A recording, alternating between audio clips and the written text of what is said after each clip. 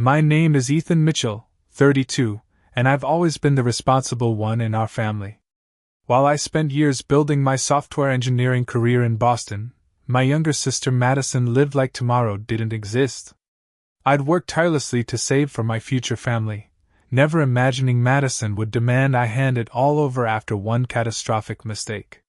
When I refused, she showed her true colors, culminating in an attack that ruined my wedding day. I learned the hard way that blood ties reveal their true strength in moments of crisis. If you're watching this, let me know where you're tuning in from and hit that like and subscribe button if family drama stories resonate with you. Growing up in suburban Massachusetts, the contrast between Madison and me was apparent from the start.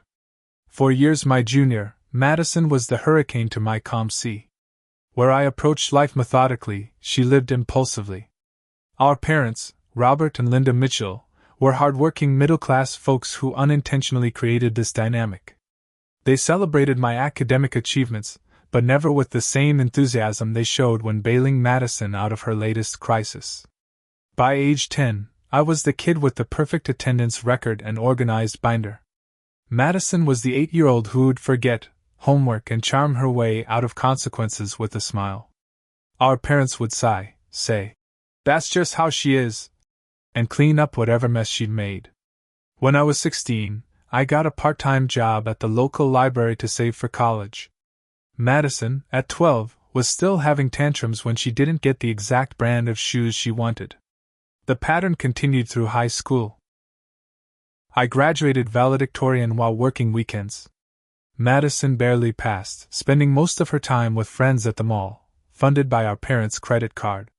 College further separated our paths. I attended MIT on a partial scholarship, working through sleepless nights to cover remaining expenses. Madison enrolled at Boston University on our parents' dime, only to drop out after one semester because the vibe wasn't right. They paid for her to try again at a different school. She lasted 2 semesters before quitting to find herself. While I was eating ramen and working tech support between classes, Madison was posting Instagram photos from Cancun during her self-discovery phase. I never resented my parents for their different treatment of us, but I never understood it either. After graduating, I landed a solid position at a software company. I lived frugally, setting up automatic transfers to my savings account with each paycheck. Madison cycled through retail jobs, never lasting more than a few months because managers didn't appreciate her creativity, or coworkers were too dramatic. Then came the darkest chapter of our family story. 5 years ago, our parents were killed in a car accident on their way home from dinner. The loss was devastating.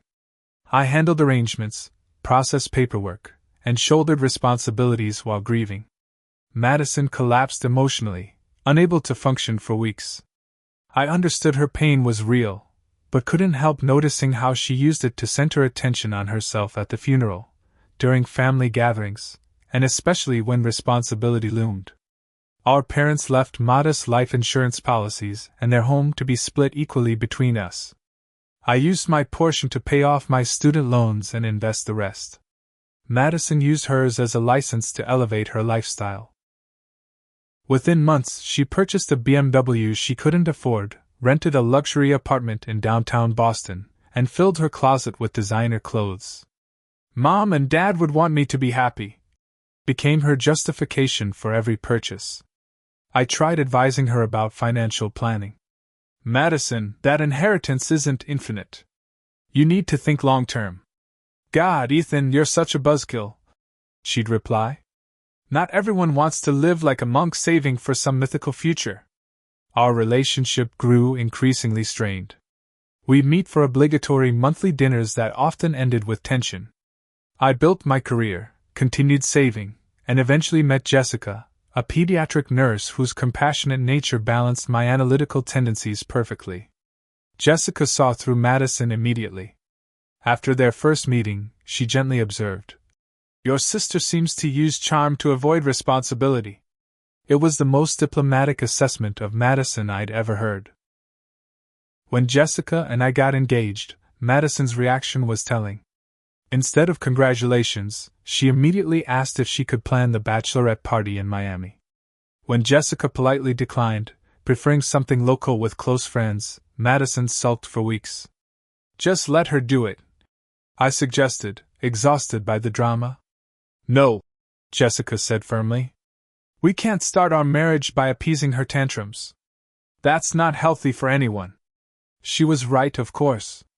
Jessica had grown up with healthy family dynamics and recognized my tendency to enable Madison's behavior. Through Jessica's eyes, I began seeing more clearly how Madison manipulated situations to her advantage. By this point, Madison had burned through most of her inheritance and was supplementing her lifestyle with credit cards. She'd call with minor emergencies, car repairs, plumbing issues, medical bills, expecting me to solve them. Sometimes I'd help with small amounts, but I was learning to set boundaries. You know I'm good for it, she'd say when I asked about repayment. We're family. Would you make Mom and Dad pay you back? That was Madison's nuclear option, invoking our parents when cornered. It usually worked, triggering my guilt and sense of responsibility as the older sibling. But Jessica helped me recognize this manipulation for what it was. Your parents wouldn't want you enabling behavior that hurts her in the long run, she'd remind me. As my wedding approached, Madison seemed increasingly resentful of my stability. She'd make cutting remarks about my boring job or how Jessica and I were practically senior citizens, with our Friday night movie preferences. I ignored these barbs, attributing them to jealousy and insecurity. Little did I know that Madison was careening toward a catastrophe that would test the limits of our relationship and change everything between us forever. The trouble began when Madison met Derek Caldwell at a charity gala she'd attended on a free ticket from a friend. She called me the next day, uncharacteristically excited about something other than a purchase. He's amazing, Ethan. He runs his own investment firm and has clients all over the world. Plus, he drives a Maserati and has an apartment overlooking the harbor. I remember feeling an immediate sense of unease. That sounds impressive. How long has he been in business? God, there you go with the interrogation. Can't you just be happy I met someone successful? Over the next few weeks, Madison's social media became a shrine to her new relationship. Photos of champagne brunches, helicopter tours, and exclusive club outings filled her Instagram. Derek was handsome in a polished way, perfect teeth, tailored suits, and the practiced smile of someone accustomed to closing deals. When Madison finally introduced us over dinner, my concerns deepened. Derek spent the evening dropping names, vaguely referencing major deals, without specifics, and checking his 3 phones. When I asked about his investment strategy, his answers were textbook buzzwords without substance. It's all about disruption and leveraging untapped markets, he explained, swirling his scotch. My clients see average returns of 30 to 40% annually. As someone who worked with legitimate financial technology, alarm bells were ringing. No legitimate investment consistently returns those numbers. That's exceptional, I said carefully. Most established funds consider 10% a good year. Most funds don't have my connections, he replied with a wink. After dinner, I tried warning Madison. Something feels off about his business model, she exploded. You're just jealous that he's achieved in 5 years what you couldn't in 10. Not everyone wants to write code in a cubicle their whole life. I backed off, hoping she'd see through him eventually. Instead, 3 months into their relationship, Madison called bubbling with excitement. Derek's offering me an investment opportunity he usually only offers his top clients. I can triple my money in 6 months with 0 risk. My stomach dropped. Madison, that's literally impossible. No investment is risk-free, and anything promising those returns is a once-in-a-lifetime opportunity, she interrupted. I'm putting in $150,000 from what I have left from Mom and Dad. I spent hours trying to dissuade her, sending articles about investment scams and begging her to consult a legitimate financial advisor. She accused me of trying to sabotage her chance at financial independence. 2 weeks later, she called again. I'm taking out a loan against my car and apartment to invest more with Derek. He says the first round is already up 15%. Madison, please, I begged. Have you seen any actual returns? Documentation? Anything concrete? He showed me the portfolio performance on his laptop. The numbers don't lie. But they did lie, and Derek was expert at making them do so. As weeks passed, Madison's excited updates about the investment gradually shifted to concerns about reaching Derek. First, he was traveling to meet international clients. Then his responses became sporadic, with excuses about technical issues and banking delays. 6 months after her initial investment, Madison called me at 2 a.m., hysterical. He's gone, Ethan. Derek's gone, and so is all my money. The full horror unfolded over the following days. Madison had invested not just her remaining inheritance but had taken loans totaling $200,000 against her car, apartment, and several high-interest personal loans. All told, she had handed Derek approximately $350,000, every cent she had access to, plus debt. Derek had vanished. His office, a WeWork he'd decorated to look like a permanent setup for client meetings, was cleared out. His phones were disconnected. His social media deleted. The investment documents Madison had signed were worthless, filled with fine print that essentially said she was gifting money to his consulting company, with returns at his discretion. Madison fell apart completely. First came denial. Derek must be in trouble, perhaps even in danger. Then anger, at him, at me for not stopping her, at herself. Finally, devastating acceptance as police revealed Derek Wilson, not Caldwell, was on their radar for similar schemes in 3 other states. He had likely fled the country with millions from various victims. The fallout was swift and merciless. Madison couldn't make payments on her loans. Her credit score plummeted. Repossession agents took her car. Eviction notices appeared on her door. Collection agencies called constantly. Within 2 months of Derek's disappearance, Madison had lost everything: material possessions, financial security, and any semblance of stability. Through it all, I helped where I could. I connected her with a pro bono legal aid attorney to explore her options. I paid for a month of her car payments while she looked for work. I brought groceries when I knew she was struggling. But the hole Derek had left was too deep for these stopgap measures. The police investigation continued, but with little hope. They found 7 other victims in Boston alone, with losses totaling over $2 million. Derek had been running similar schemes for years, changing names and cities when heat built up. The FBI became involved, but explained bluntly that even if they caught him, recovering the money was unlikely. Madison seemed to age years in weeks. The confident, carefree sister I knew became hollow-eyed and jumpy. She took a job as a restaurant hostess but couldn't keep it, breaking down in tears whenever stressed. She moved to a tiny studio in a questionable neighborhood, the only place that would accept her destroyed credit, even with me as a guarantor. I worried about her mental health but felt helpless to fix the fundamental problem. Her financial devastation was beyond my capacity to repair. Or so I thought, until Madison decided I was her only remaining solution. 3 months after Derek disappeared, Madison showed up unannounced at my door on a Sunday morning. Jessica and I were having coffee and planning our upcoming wedding when the doorbell rang.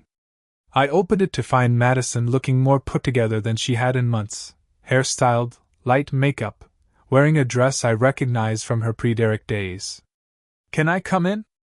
I need to talk to you about something important," she said with a forced brightness that immediately put me on edge. Jessica squeezed my hand supportively as Madison settled on our couch, declining coffee but accepting water. She made small talk about the wedding plans for a few minutes before her facade cracked. "I can't do this anymore, Ethan," she said, voice breaking. "I'm drowning. The debt collectors call day and night. I'm about to be evicted again. I can barely afford to eat." Tears spilled down her cheeks. "I made a horrible mistake trusting Derek, and I'm paying for it every day." "We'll figure something out," I said, though I wasn't sure what else I could offer. Maybe bankruptcy is the best option to get a fresh start, the lawyer said. I don't want bankruptcy, Madison interrupted, suddenly composed. I have a better solution. She reached into her purse and pulled out a folder with papers. I've done the math. If I had $200,000, I could pay off the highest interest loans, settle with some creditors, and have enough left to rent a decent place and survive until I find a good job. I stared at her, confused. That's a lot of money, Madison. Where would you get that kind of? From you, she said simply. I know you have savings. You've always been good with money.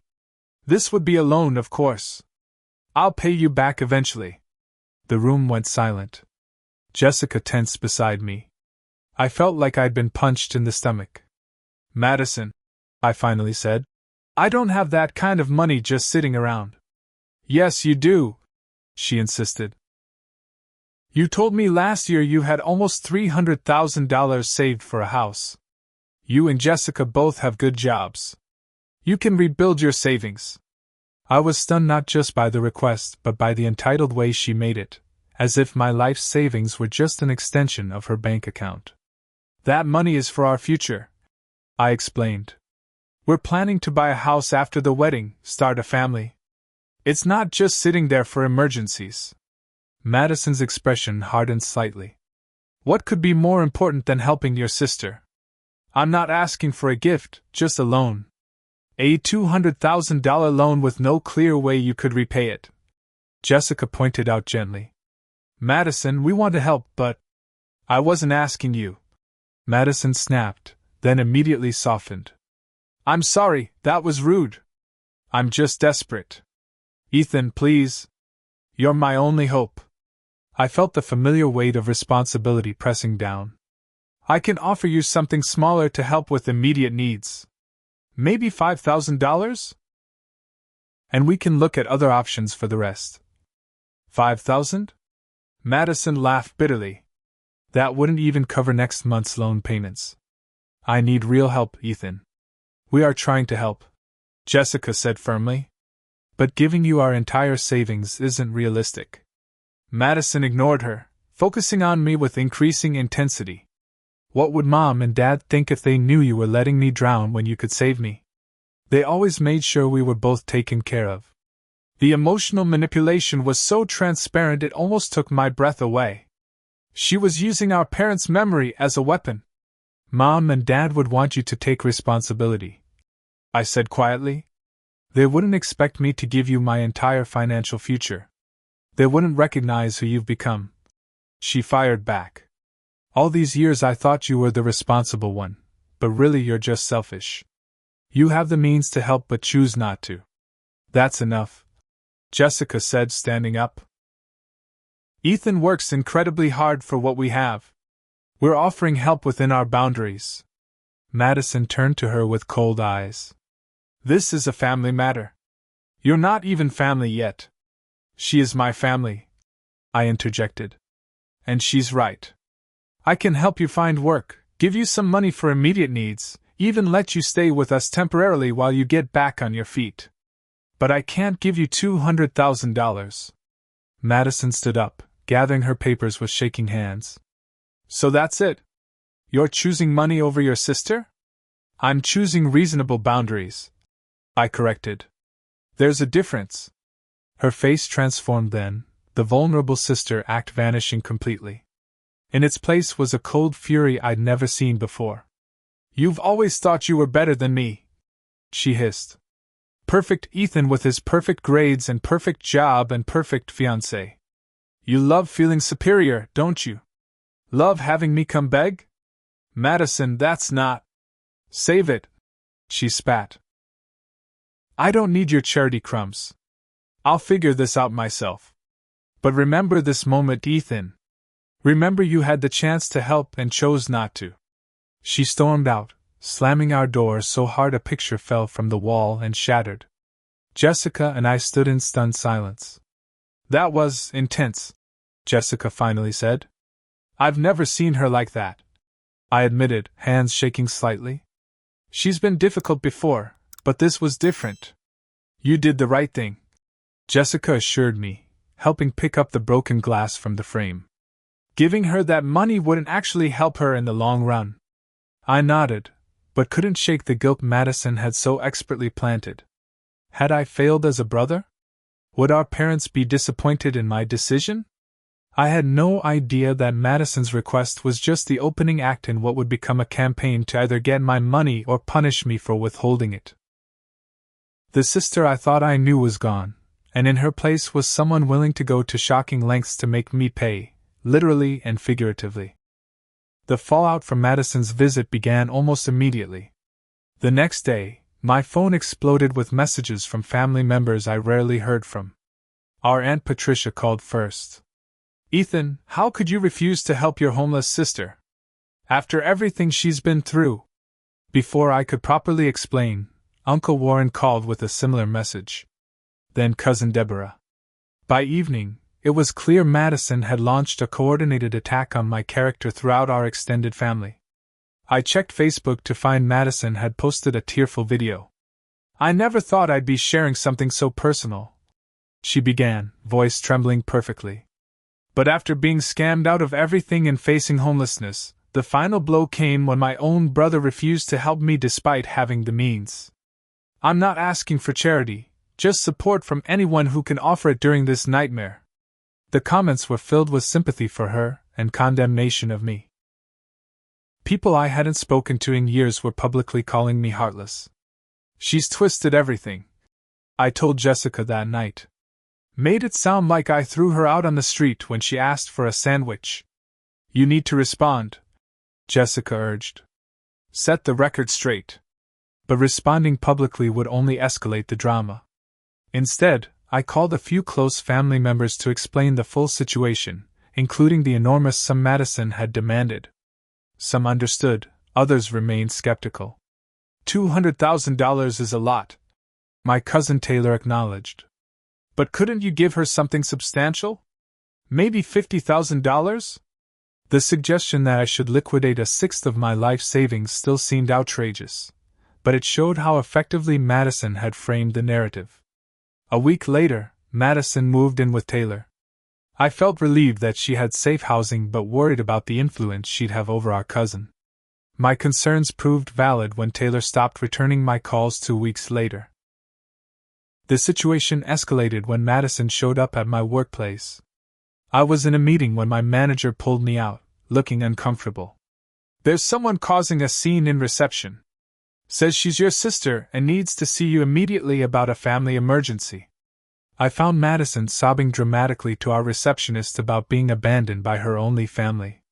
When she saw me, she rushed over, switching instantly to anger. "Are you happy now? I'm being evicted again, and it's your fault."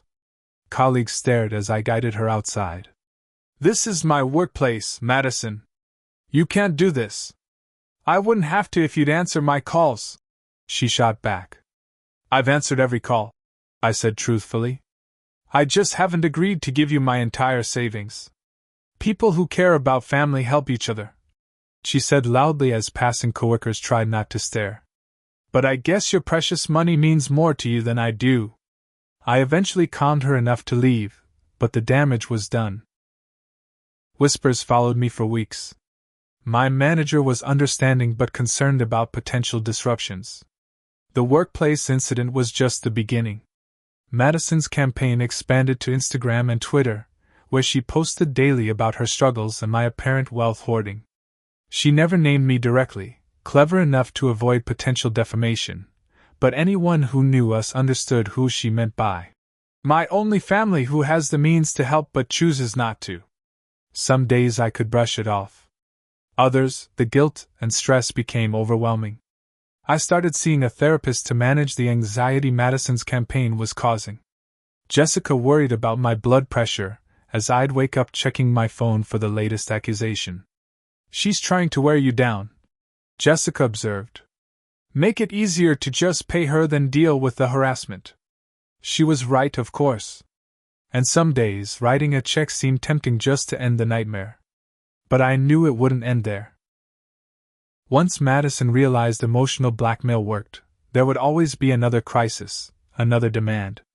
As our wedding approached, Jessica raised concerns about Madison's potential disruption. "Should we hire security?" she asked after Madison posted a particularly venomous rant about celebrations of privilege while family suffers. "She wouldn't actually ruin our wedding," I said, wanting to believe it. "That would cross a line even for her." Jessica wasn't convinced but didn't push the issue. She was already managing her own stress about her parents' health issues and didn't need additional wedding anxiety. 3 weeks before our wedding, Madison's tactics shifted.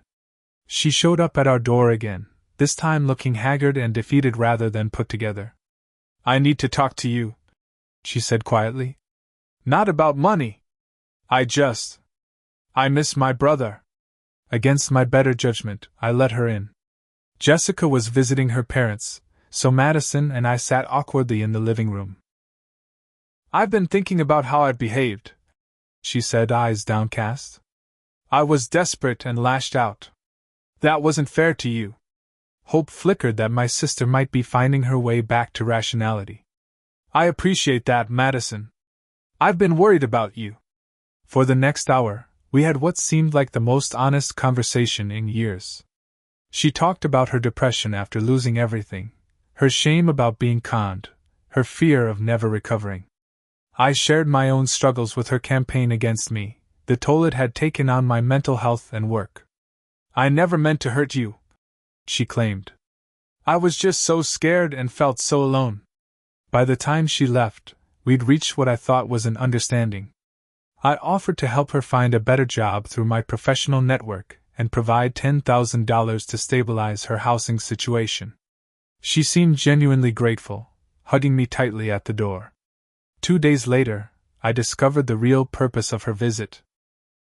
Madison had gone to every family member with a new story that I had promised to take care of everything after our heart-to-heart, then ghosted her when she tried to follow up. The $10,000 offer had transformed in her telling to a promised $100,000 that I'd supposedly reneged on. "She showed us texts from you promising the money," my aunt claimed when I called to correct the record. "Those texts don't exist," I insisted. "She's fabricating evidence now." Some believed me, others didn't. The division in our family deepened, with battle lines clearly drawn between Team Madison and Team Ethan. Jessica returned to find me at my breaking point. "I can't do this anymore," I admitted. "Maybe we should just postpone the wedding until this blows over." "Absolutely not," Jessica said firmly. "That's exactly what she wants, to disrupt our happiness until you pay her. We're getting married in 3 weeks, and it will be beautiful regardless of Madison's drama." Her strength renewed mine. We threw ourselves into final wedding preparations, and I tried to put Madison's campaign on the back burner.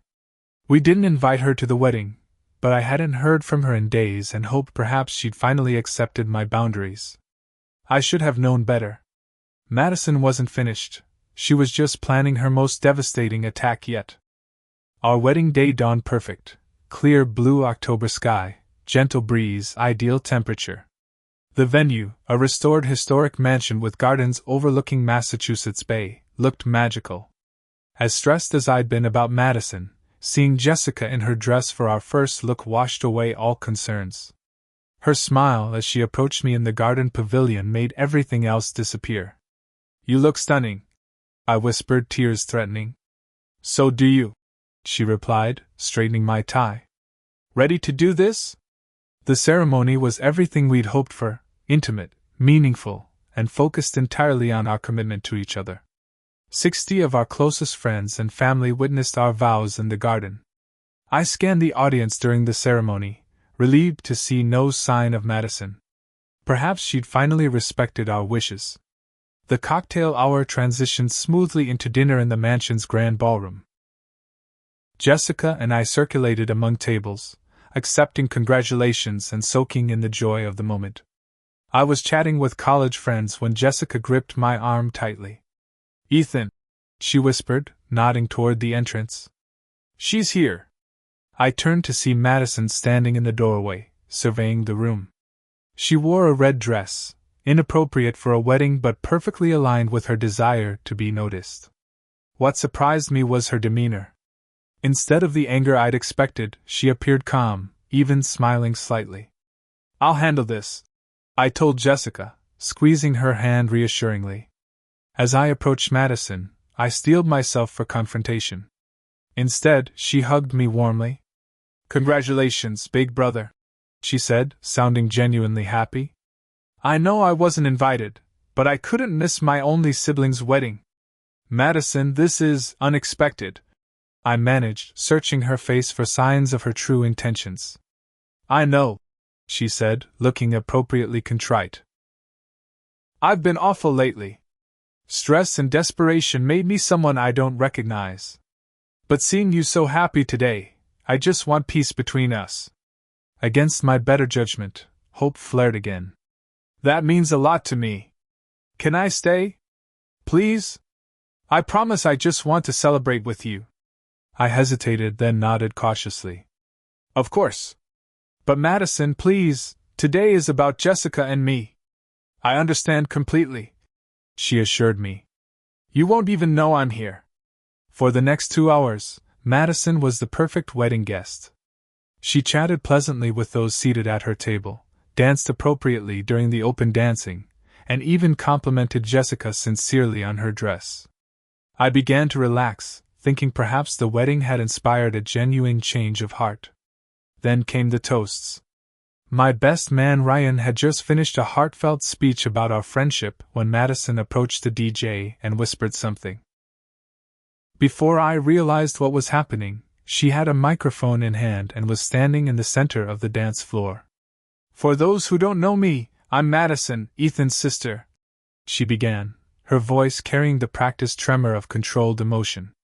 "I wasn't originally going to speak today, but I felt moved to share a few thoughts about my brother." Jessica squeezed my hand under the table. Around us, guests shifted uncomfortably, aware of our recent conflicts. "Ethan has always been the responsible one in our family," Madison continued, smiling in my direction. "The person everyone could count on." I began to hope this might actually be a genuine toast of reconciliation. "Which makes recent events all the more painful to understand," she continued, her tone shifting subtly. "When our parents died, they left us both equal inheritance because they believed in equality. They raised us to look after each other." The room grew uncomfortably quiet. My cousin Walter shifted in his seat, clearly sensing where this was heading.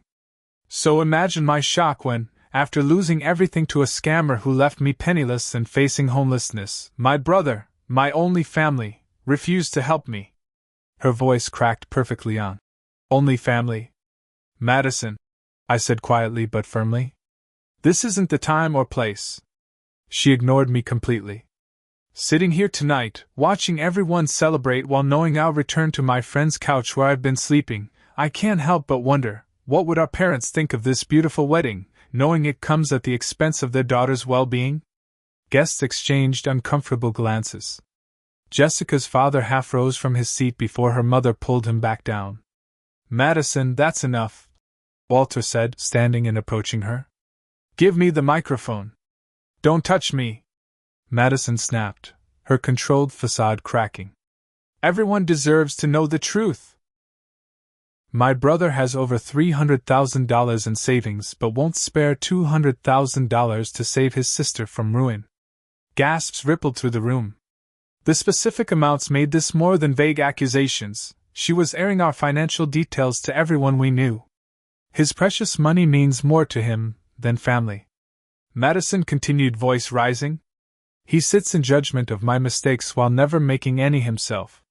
Perfect Ethan and his perfect wife and their perfect life built on selfishness." Walter reached for the microphone again. "That's enough, Madison. You're embarrassing yourself." What happened next occurred so quickly it seemed surreal. Madison swung the microphone at Walter's head. He ducked, but she followed with a slap that connected with his face. Within seconds, Madison was physically attacking our cousin while wedding guests watched in horror. The wedding coordinator signaled security, who had been stationed outside. 2 men entered quickly and restrained Madison, who was now screaming incoherently about family betrayal and my alleged promises. "I'll never forgive you for this," she shrieked as security escorted her out. "You've chosen money over blood. You're dead to me, Ethan. Dead to me." The doors closed behind them, leaving a stunned silence in the ballroom. 60 pairs of eyes turned to Jessica and me. My wife of 6 hours sat frozen, tears streaming down her perfect makeup. Our perfect day lay in shambles around us. The DJ, bless him, immediately started playing music. Our wedding coordinator ushered us to a private room where Jessica collapsed into sobs. "I'm so sorry," I whispered, holding her. "I'm so sorry. It's not your fault," she managed between tears. "But Ethan, that was horrifying." Our best man and maid of honor joined us, offering support and practical help. Ryan went to check on guests while Amy helped Jessica repair her makeup. When we returned to the reception 30 minutes later, our friends had rallied admirably, creating a protective bubble of normalcy. Dancing had resumed, though conversation still buzzed with shocked analyses of Madison's performance. We completed the traditional elements: cake cutting, first dance, going through motions that now felt hollow. Jessica's smile never quite reached her eyes again that night. My own emotions cycled between crushing shame and simmering anger. By midnight, when we finally collapsed in our hotel suite, the full impact hit me. "She couldn't just ask for money and accept my answer," I said, loosening my tie with shaking hands. "She had to punish me publicly in the most devastating way possible." Jessica kicked off her heels and sat beside me. "What she did today wasn't about money anymore, Ethan. It was about control and revenge." As the adrenaline of the day faded, I felt a strange clarity emerge from the chaos. I've spent my life feeling responsible for Madison, making excuses for her behavior, trying to help without enabling, walking an impossible line. And she weaponized that sense of responsibility, Jessica observed. "I think I'm done," I said quietly, the words feeling both terrible and liberating. "I can't do this anymore." Jessica took my hand. "Whatever you decide, I'm with you. But right now, let's try to salvage something from today. We still got married. That's what matters." She was right, of course. Madison had stolen our perfect day, but she couldn't take our marriage. Still, as I held Jessica that night, I knew our relationship with my sister had crossed a point of no return. The question was what to do with that knowledge. The morning after our wedding, Jessica and I made a difficult decision. We canceled our honeymoon to Hawaii, losing deposits and disappointing ourselves tremendously. The Madison situation required immediate attention. We couldn't leave the country with such chaos unresolved. "We'll go later," Jessica promised, though we both felt the sting of another thing Madison had taken from us. The fallout from the wedding incident spread like wildfire through our family and social circles.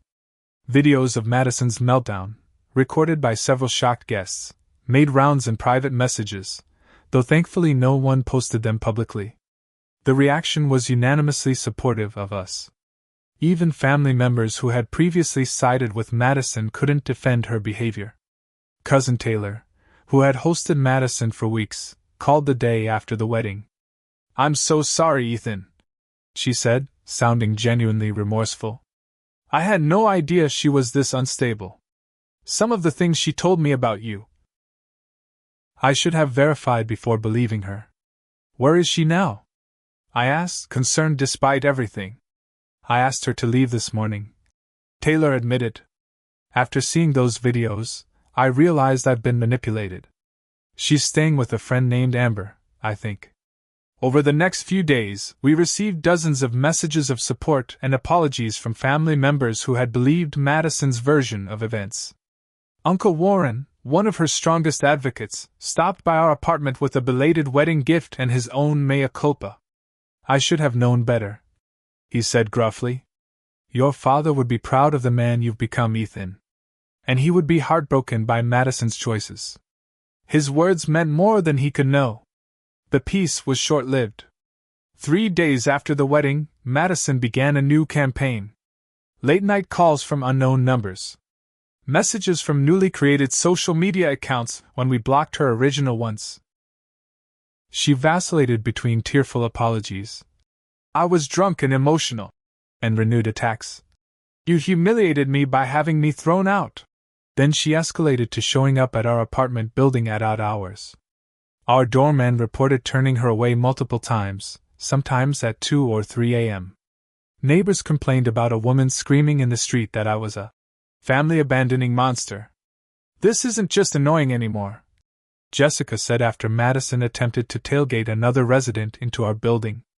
It's becoming dangerous. Reluctantly, I consulted an attorney who specialized in harassment cases. His advice was clear: document everything and file for a restraining order. She's escalating, he warned. In these situations, boundaries need legal enforcement. The process was painful. Submitting the detailed timeline of harassment, providing witness statements from wedding guests, appearing before a judge to explain why I feared for our safety from my own sister. The temporary restraining order was granted, prohibiting Madison from coming within 100 yards of us, our home, or our workplaces. When Madison was served with the order, she called me immediately, violating it within minutes of receiving it. A restraining order? Against your own sister? She screamed. You really are dead to me now. I recorded the call and reported the violation to my attorney, who added it to our case file for the permanent order hearing. 2 weeks after our non-honeymoon, Jessica and I returned home from dinner to find my car vandalized in our building's garage. All 4 tires slashed, windshield shattered, and selfish, keyed into the driver's door. Security cameras had captured Madison entering the garage by following another car. Police arrested her at Amber's apartment that night. She was charged with violation of the restraining order, destruction of property, and trespassing.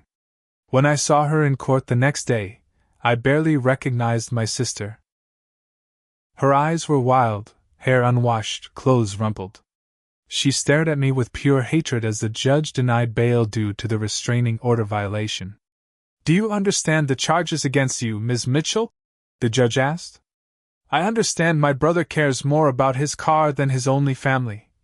She spat. That'll be enough, the judge warned. Another outburst and I'll hold you in contempt.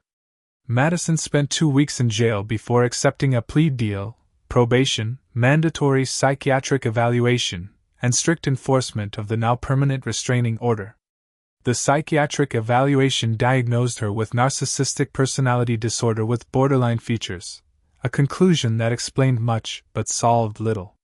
Throughout this ordeal, Jessica remained my rock despite the strain on our new marriage. Her nursing background gave her insight into Madison's mental health issues, but also a clear-eyed view of the boundaries necessary for our well-being. Mental health explains behavior but doesn't excuse it, she reminded me when guilt crept in. You can have compassion for her struggles without allowing her to destroy our lives. Extended family finally united behind us after the vandalism incident. Even those who had waffled recognized the severity of Madison's actions. Aunt Patricia organized family members to attend court dates with us in solidarity. Uncle Warren helped pay for car repairs when insurance initially balked. My work performance suffered during these months. Concentration became impossible with court dates, legal consultations, and constant anxiety about what Madison might do next. My manager was understanding but concerned, placing me on a flexible schedule until things stabilized. Jessica's parents invited us to stay with them for a few weeks when we felt unsafe in our apartment. Their steady support helped us weather the storm, though I noticed the toll stress took on Jessica: headaches, insomnia, and a diminished spark in her usually bright personality. I signed up for better or worse, she assured me one night when I apologized for the 100th time. But I admit, I didn't expect worse to show up quite so quickly. 6 months after our wedding, we received news through family channels that Madison had moved to Philadelphia, staying with a cousin of her friend Amber. She had found work as a restaurant server and was reportedly still bitter but no longer actively pursuing vengeance. The distance provided much-needed relief. In therapy, both individual and couples counseling, I worked through the complicated grief of essentially losing my sister while she was still alive. The therapist helped me understand that Madison's problems began long before the Derek catastrophe. Your parents unintentionally created this dynamic by sheltering her from consequences, Dr. Levine explained. When real consequences finally caught up, she had no coping mechanisms besides manipulation and rage. Will she ever change? I asked during one session. Personality disorders are deeply ingrained, she replied carefully. Change is possible but requires tremendous self-awareness and consistent therapy. The person has to want to change. And Madison doesn't think she needs to, I concluded. From what you've described, she believes everyone else is the problem. The hardest therapeutic work involved examining my own role in our dysfunctional relationship. I had alternated between enabling Madison and judging her, never finding a healthy middle ground. My superior financial position had become both shield and weapon in our dynamic. You're not responsible for her choices, Dr. Levine reminded me. But understanding your part in the dance helps you avoid similar patterns in other relationships. Through these difficult months, Jessica and I grew closer despite, or perhaps because of, the crucible we'd endured. Our planned life milestones had been delayed but not abandoned. We still wanted children, a house in the suburbs, the future we'd envisioned. Madison had disrupted our timeline but couldn't destroy our dreams. Slowly, painfully, we rebuilt our sense of security. We moved to a new apartment with better security. Changed our phone numbers. Created private social media accounts. Established clear boundaries with family about sharing information with Madison. The most unexpected outcome was how our extended family rallied around us after initially being divided. Relationships I had neglected for years deepened through shared concern. Cousins I'd barely known became close confidants. The Mitchell family restructured itself around the void Madison had created. Family isn't just blood, Uncle Warren told me during a Sunday dinner at his house. It's who shows up. Who stays when things get hard. Looking around at the relatives gathered in his dining room, I felt a bittersweet truth in his words. Madison's absence was painful, but the strengthened bonds with everyone else offered some compensation. 1 year after our wedding, we finally took our delayed honeymoon, not to Hawaii as originally planned, but to a quiet resort in Maine where we could truly relax without fear of disruption. On our last evening there, watching the sunset over the Atlantic, Jessica turned to me with a smile I hadn't seen in months. I have something to tell you, she said, taking my hand and placing it on her stomach. We're having a baby. In that moment, joy overwhelmed the lingering sadness of the past year. We were creating our own family now, one built on mutual respect, healthy boundaries, and genuine love. Whatever happened with Madison in the future, we had reclaimed our present and were moving forward. 2 years have passed since the wedding that became infamous in our family lore. Jessica and I finally found our rhythm after the Madison hurricane. Our daughter, Lily, just celebrated her first birthday in the backyard of our new home in a quiet suburb outside Boston. The house isn't as large as we might have purchased without the financial and emotional toll of the Madison saga, but it's perfect for our growing family. Therapy became a cornerstone of my healing process. Dr. Levine helped me understand that my relationship with Madison had been unhealthy long before Derek's scam or her demand for my savings. I had been caught in a pattern of trying to save her from herself while simultaneously resenting her for needing rescue. Responsibility without authority is a recipe for frustration, she explained during one particularly insightful session. You felt responsible for Madison's well-being but had no authority to make her choices for her. Working through these patterns revealed how deeply our parents' different treatment had affected us both. They had inadvertently taught Madison that emotional outbursts yielded rewards, while I learned that self-sufficiency brought approval but little warmth. You became hyper-responsible, she became hyper-entitled, Dr. Levine observed. 2 sides of the same dysfunctional coin. This understanding didn't excuse Madison's behavior but provided context that helped me release some anger. I could see how our parents, though loving, had set us both up for our respective struggles. Jessica's pregnancy and Lily's birth shifted my perspective dramatically. Holding my daughter for the first time, I felt the weight of influence parents have on their children's development. Jessica and I committed to raising Lily with both nurturing support and appropriate boundaries, the balance our parents never quite achieved. We'll make different mistakes, Jessica acknowledged as we discussed parenting philosophies. But hopefully not the same ones. Through family channels, we occasionally heard news of Madison. After a rocky start in Philadelphia, she had found steady work as an administrative assistant at a dental office. According to our cousin who remained in contact with her, Madison had begun attending financial literacy classes at a community center and was slowly rebuilding her credit. 6 months ago, an unexpected letter arrived with a Philadelphia postmark. Inside was a check for $500 and a brief note. I know this doesn't begin to repay what I owe, financially or emotionally.